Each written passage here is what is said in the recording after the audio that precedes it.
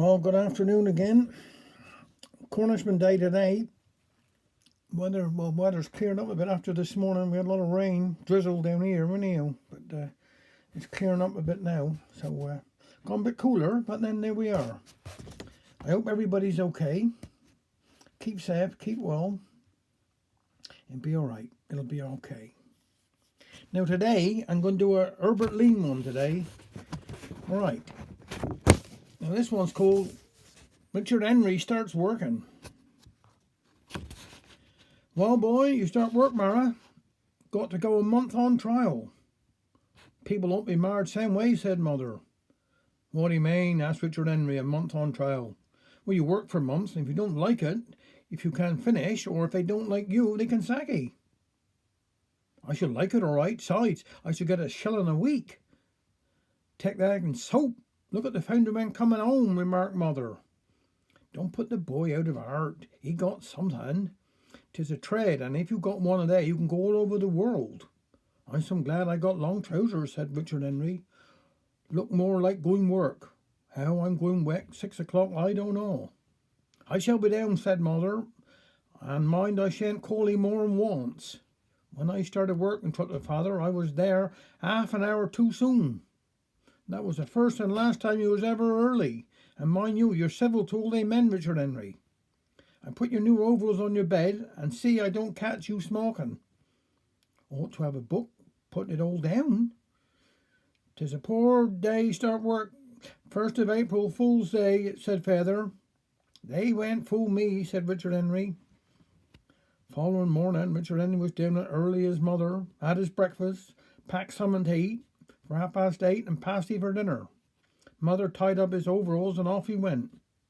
When he returned in the evening, first thing Mother said, well, how he got on? Oh, leave the boy alone. Have his tea first. He's only just come in. After tea, they all sat round the fire and Richard Henry related to what happened during the day. I was there early and a man was going round lighting the gas. Are you the new boy? He asked. Yes, said I. Well, take my tip and mind what day is. Used to be some game when I was a boy. The whistle or hooter, as 'tis called, blew, and the men come in 2 by 3s and started working. In a short time, a man come up to me and asked me my name and if I was the new boy. Upon that he shouted, Joe! And up come another boy. Take him round, Joe, and show him the ropes and no larking. I went with Joe to the time office. The men there put down my name and gave me 3 checks about the size of a penny. I got them in my pocket now for Mara. You drop one in the box outside, said the timekeeper. When you come in first thing in the morning, one breakfast time and one dinner time. If you're late, the box will be taken in and you will lose a quarter. Joe and I went back to the shop. Now for a bit of fun, said he, as I followed him round a dark corner where there was a small gas light burning. He took out the burner and commenced blowing down the pipe into the pipe. After a short time, all the lights in the shop commenced to go lower and lower till they all went out. Joe caught hold of me and pulled me across the shop. Who did that? Called the foreman. Light a candle, somebody. A candle was lit, but it was some time for all the gas would be flowing to the air in the pipes. If I'd known the one that did, I would spoil the shilling, shouted the foreman. Won't be too much doing till breakfast, Joe told me. We got light the fire, boil water for the tea. Off we go down to the pattern shop for shavings and sticks, and coke was kept in the yard outside. When we got back and I'd lit the fire, a man come up to me and asked me to run along over the little shop opposite for 2 red herrings and tell her to put them down to Captain Tom. Give me the money first and I'll go, said I, remembering 'twas what day 'twas, and he gave me the 2pence. The woman in the shop said they were 2 for 3 halfpence. She gave me 1 large one and 1 small one. When I got back, Captain Tom said I could keep the small one and the change. That was very kind. He must be a very nice man, remarked Mother. Then the order for breakfast. Joe had boiled the water, and I got a long piece of iron, stuck my red iron on it, and held over the fire. Just as it was nearly done, it tumbled off into the fire. All the men started laughing, but Joe got a tongs and fished him out. I never tasted anything better in all my life. 'Twas some handsome. After breakfast, they all joined in singing some hymns, and I collected up all the men's checks, took them to the time office, and the hooter went again. One of the boys had brought some old woman's clothes and an umbrella. He dressed up in these and went out in the yard. A foreman from one of the other shops was so sorry for the poor old soul, he gave him sixpence. Joe was always out for a bit of fun. Come in and told our foreman a woman with a baby was outside and wanted to see him. See me. So he put on his coat and bowler hat and went out see what she wanted. When he got up close to her, she up and hit him over the head with her umbrella. He was so frightened he ran back in the shop again and shut the door, saying, "She's mad, she's mad." "Didn't he find out who 'twas?" asked Feather. "No, but he sent me back to look for Joe Pierce, who was missing a brave long time." After dinner, several of the men were going round tail piped.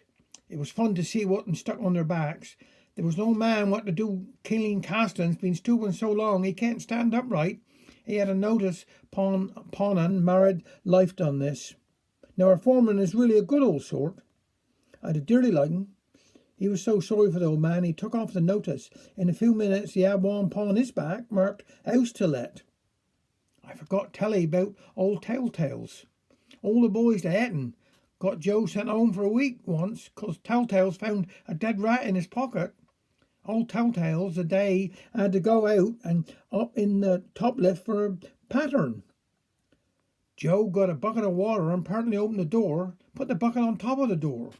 We was all wondering and was hard as we could and keep an eye open for the door. We thought he was never coming back. He was long way away. At last the door opened and in walked a man from the office. I had to go out boiler house dry himself. Joe said he would show me how to make a poker to take home, got a piece of steel, put it in a vice when up comes the foreman. "I know what this is. 'Tis a Jan Luke." "How do we expect the place to pay?" "I'll give you something to do. You to know where I to live, don't he, Joe?" "Yes, been up there times enough." "Well, you and the new boy carry up that get piece of timber to my house. Don't be long, mind." We was up there some long, looking in at his pigeons we was, nearly late back. "'Tis getting late now, time for bed," said Mother. Richard Henry was soon sleeping and dreaming that old Telltales was chasing him all around the room. I just got a little short poem here, if I may, as well. This one's called "The Secret Pocket." In a secret pocket of mine, tucked away where no one can find, I keep the thoughts I have of you, wrapped in dreams of soft, warm hue. And I often stop and take them out, making sure no one's about. I remove the dreams so tenderly, then there you are, smiling up at me. So I mustn't worry, I mustn't moan. I'll never ever be alone. For I know that always I can find in that secret pocket of mind, wrapped in dreams of soft, warm hue, the thoughts I love, my thoughts of you. Thank you very much.